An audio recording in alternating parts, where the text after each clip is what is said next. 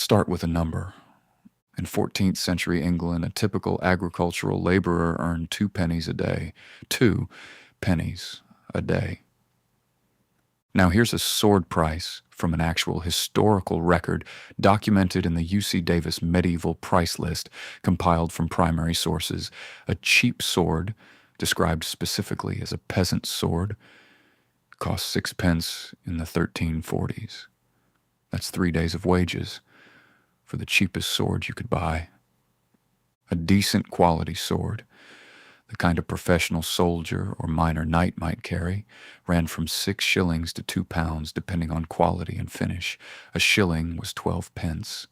A pound was 240 pence.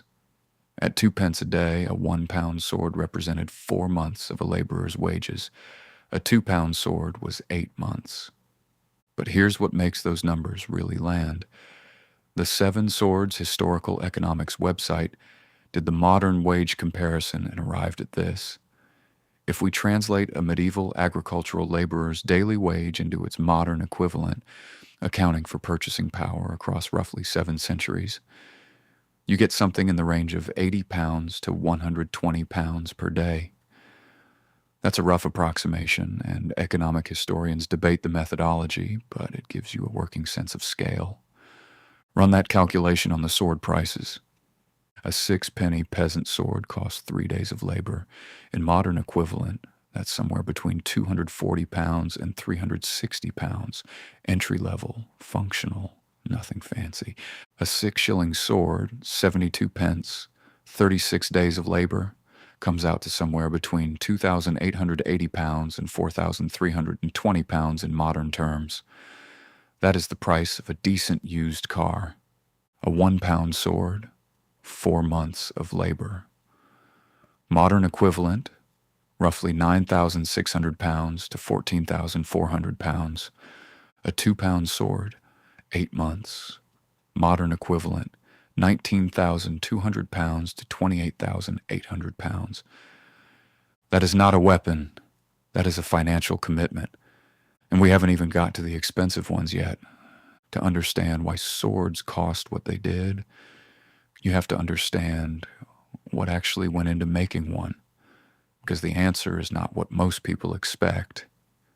It wasn't just a blacksmith in a shed hammering for a few hours. It was a supply chain, a division of labor, a series of specialist craftsmen, each contributing one piece of a process that, for even a basic sword, took approximately a week from first strike to finished product. Let's start at the beginning, with iron. In the medieval period, iron for sword making didn't come out of a factory. It came out of a bloomery, a shaft furnace, essentially a clay chimney between 4 and 16 feet tall, packed with alternating layers of iron ore and charcoal. The charcoal was burned while bellows pumped air from the bottom, creating a reducing environment where carbon monoxide stripped the oxygen from the iron ore and left metallic iron behind.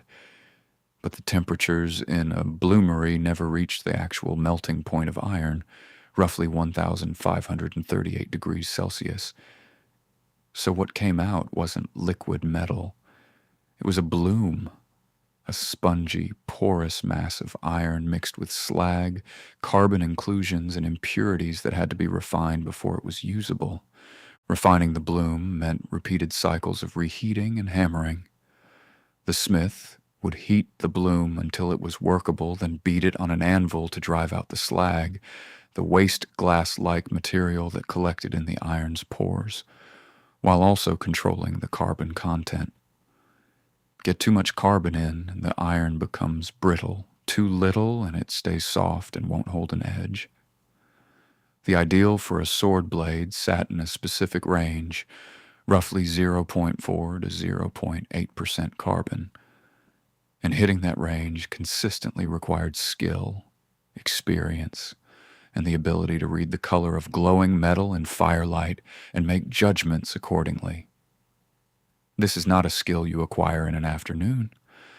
The rough forging of a basic sword blade, according to the Wolflund Historical Research article on European swordsmithing, took approximately 8 hours. That's just the blade, not the guard, not the pommel, not the grip, not the scabbard, just the blade. But that number assumes a competent smith working with prepared material who was not starting from raw iron ore. When you factor in edge refinement, fitting the guard and pommel, assembly, grinding, and polishing, the total production time for a simple one-handed sword came to approximately 1 week. 7 days of a skilled craftsman's time minimum for the most basic functional product. Now here's where the economics get interesting, because a medieval sword was almost never made by a single person. By the 12th and 13th centuries, sword production in Western Europe had divided into specialized guilds. The bladesmith made the blade. A separate hilt maker produced the guard and pommel, which might be cast in bronze, iron, or copper, and sometimes decorated with silver or gold inlay. A grip maker wrapped the wooden core of the handle in leather or wire binding. A scabbard maker produced the leather-covered wooden sheath that protected the blade and was as much a part of the weapon's presentation as the sword itself. And then there were the grinders and polishers, an entire separate craft specialty in the major sword production centers, whose job was to take a rough-forged blade and bring it to the geometric precision and surface finish that made it both effective and beautiful. Every one of those specialists added cost. Every handoff between trades added time. The guilds also added regulation, quality controls, pricing norms, restrictions on who could practice the trade, protection of production secrets. In the major sword-making centers that dominated European production, these guild structures became so powerful that their secrets were treated like intellectual property. By the 14th and 15th centuries, the cities of Passau and Solingen in the German-speaking lands and Toledo in Spain had established themselves as the dominant sword production centers in Europe. Solingen in particular was so thoroughly identified with its craft that it became the only city in the world whose name is a registered trademark. Because so many people were passing off inferior goods as made in Solingen that the city had to legally protect its own identity. In the 17th century, a group of Solingen swordsmiths broke their guild oaths by taking their production secrets to England, settling in Shotley Bridge in County Durham to set up a competing operation. The guild system had been protecting those techniques for generations. Toledo's reputation sat at the quality end of the spectrum rather than the volume end. Spanish steel, worked by Toledo smiths over centuries of refined technique, was sought by European nobility who wanted the best. The combination of the local water sources used to quench blades, the specific ores processed by Spanish furnaces, and the accumulated craft knowledge of Toledo's guild produced a blade quality that became proverbial across the continent. Now let's talk about what you actually got for the money, because the price range was enormous and what you got at each price point was completely different. At the cheap end, the sixpence peasant sword of the 1340 records, you were buying something functional in the loosest sense. A blade that had been forged quickly, probably without sophisticated heat treatment, that could hold an edge for a while and would stop being sharp well before it stopped being heavy. It was a tool, not an investment. Medieval legal records from England show that in the 13th century it was actually mandatory for certain categories of freemen to own specified weapons. A freeman with income between £2 and £5, a reasonably comfortable but not wealthy person, was required to have a bow. The weapons requirements scaled up with wealth. Swords appear higher up the income scale, precisely because even the cheap ones represented real money. At the middle range, the 6 shilling to £1 territory, you were buying something a professional soldier or men-at-arms could carry with confidence. A blade properly heat-treated, properly ground, fitted with a guard and pommel that weren't going to come loose in combat in a serviceable scabbard. This was the working tool of someone whose life depended on it. These swords were sometimes family property passed down across generations, not because people were sentimental about them, but because a good sword represented months of earned income and was maintained accordingly. At the high end, the 2-pound swords and above, decoration began to matter as much as function. A knight's sword was a social statement as much as a weapon. The pommel might be gilded. The grip might be wrapped in exotic leather or precious materials. The guard might carry inlaid metalwork bearing the owner's heraldic device. The scabbard would be tooled leather with metal fittings. The Wolflund research article cites experimental replica production showing that crafting a high-status early medieval one-handed sword with a pattern-welded blade and a decorated hilt took over 200 hours of work. 200 hours. That is 5 full working weeks, and it still doesn't include the scabbard. A royal or ceremonial sword could take up to a year of multiple specialist craftsmen's time, the finest available materials, and the kind of decorative work that crossed from weaponry into jewelry making. The records of royal courts across Europe show gifts of swords between monarchs, swords received as tribute, swords bequeathed in wills. They weren't weapons at that point. They were portable wealth, political statements, and objects of art that happened to have edges. Here's a specific historical data point that puts this in sharp relief. The Lex Ribuaria, a legal code from the era of Charlemagne, roughly the 8th century, established a standard price for a sword with its scabbard at 7 solidi. The Wikipedia article on Viking swords, which cites this record, calculates that 7 solidi translates to roughly $1,300 in modern purchasing terms. That's Charlemagne's era, before the full development of the guild system, before Solingen and Toledo had established their dominance, before the production techniques of the high medieval period had been refined, and a basic sword with scabbard was already the equivalent of well over $1,000. The Ulfbert swords complicate the picture in a way that nobody has fully resolved.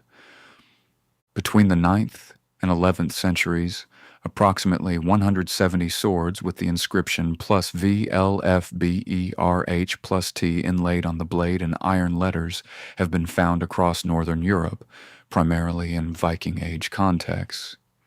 These swords aren't just better than contemporary European swords.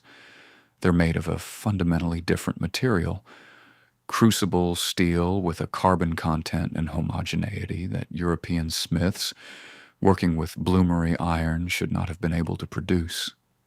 The slag inclusions in genuine Ulfbert blades are negligible. The carbon distribution is even. The flexibility and edge retention is far superior to what bloomery technique could achieve. Metallurgical analysis strongly suggests this steel came from the Islamic world via the Volga River trade routes that connected Scandinavia to the Middle East through what is now Russia. The steel was being produced somewhere using techniques, specifically the ability to achieve the higher temperatures necessary to fully melt iron and remove slag through liquid chemistry rather than mechanical hammering, that European smiths wouldn't independently develop for centuries. Someone, somewhere along those trade routes, was selling premium blade steel to Norse merchants, and Norse smiths were working it into the finest swords available in the early medieval world.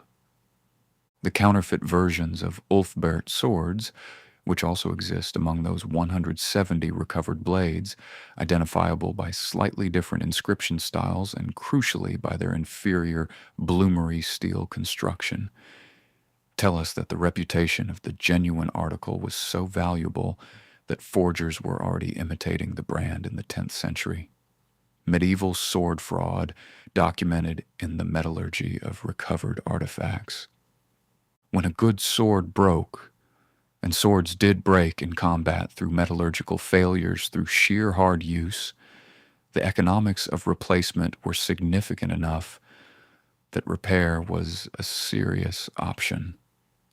A broken sword was taken to a smith who might weld the break, reshape the blade, or salvage the functional components.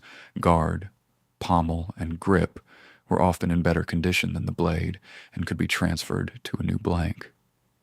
The scabbard, if it had survived, was kept. Nothing was thrown away if anything could be salvaged, because at the price points involved, even the parts had value.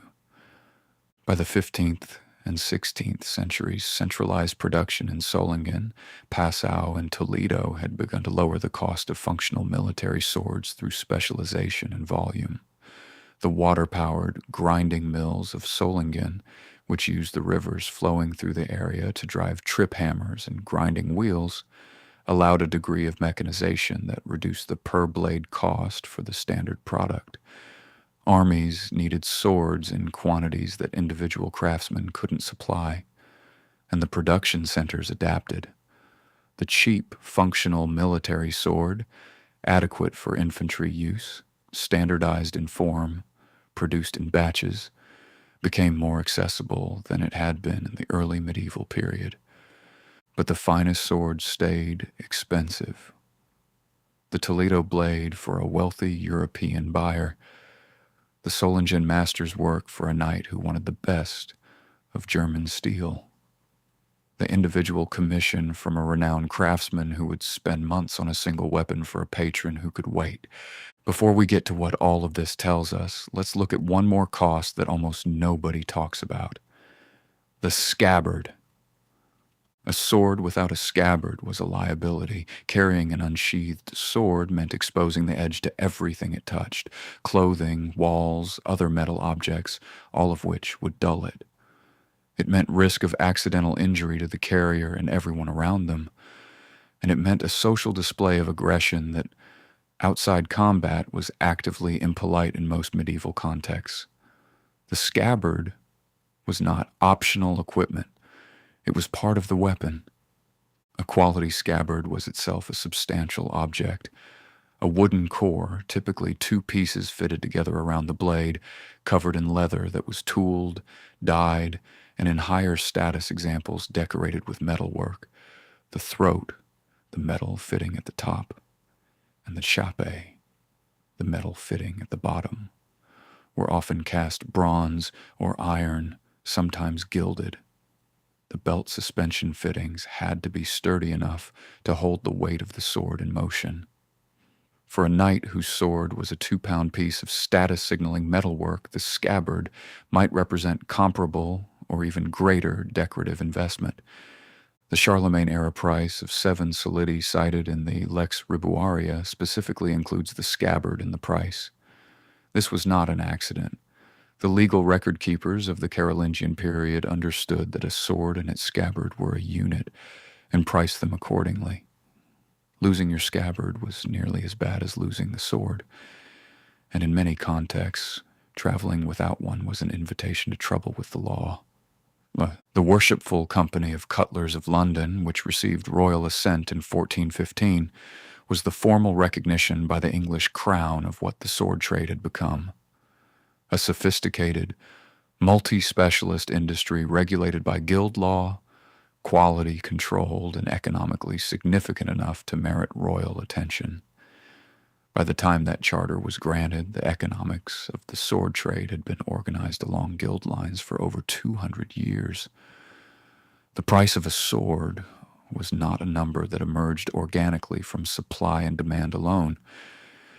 It was partly shaped by guild regulations that set minimum quality standards, controlled who could practice the trade, and prevented the kind of price competition that would have driven standards down. The price of a sword in the medieval world reflects something important about how that world worked. Iron was expensive because making usable iron from ore required skilled, labor-intensive work and equipment that had to be maintained and fueled. Steel was more expensive than iron because achieving the right carbon content was harder and more unpredictable. A finished sword blade was more expensive than steel because it required specialized skills that took years to develop. And a decorated sword was more expensive than a plain one because it involved multiple additional specialized craftsmen on top of all of that. The laborer who earned 2 pence a day and might spend 3 days' wages on the cheapest sword available was buying the minimum necessary tool. The knight who spent £2 on a sword was buying 4 or 8 months of a laborer's income in a single purchase, not because knights were careless with money, but because the functional and social requirements of their position demanded it. The Lex Ribuaria assigned a monetary value to a sword in the same laws that assigned monetary values to human lives. The Verguild system. A sword was worth as much as several cows, as much as substantial quantities of grain. It was property in the most serious sense. When a knight lost his sword in battle, it wasn't just embarrassing, it was a financial loss equivalent to losing months of income. And when a king gave a sword to a vassal, which was a formalized ritual in medieval European culture, the lord presenting a sword to a new knight as a symbol of their relationship and the trust placed in them. The economics were built into the ceremony. This object cost a fortune. I'm giving it to you. You know what that means. Subscribe for more and tell us in the comments what surprised you most about what a medieval sword actually cost.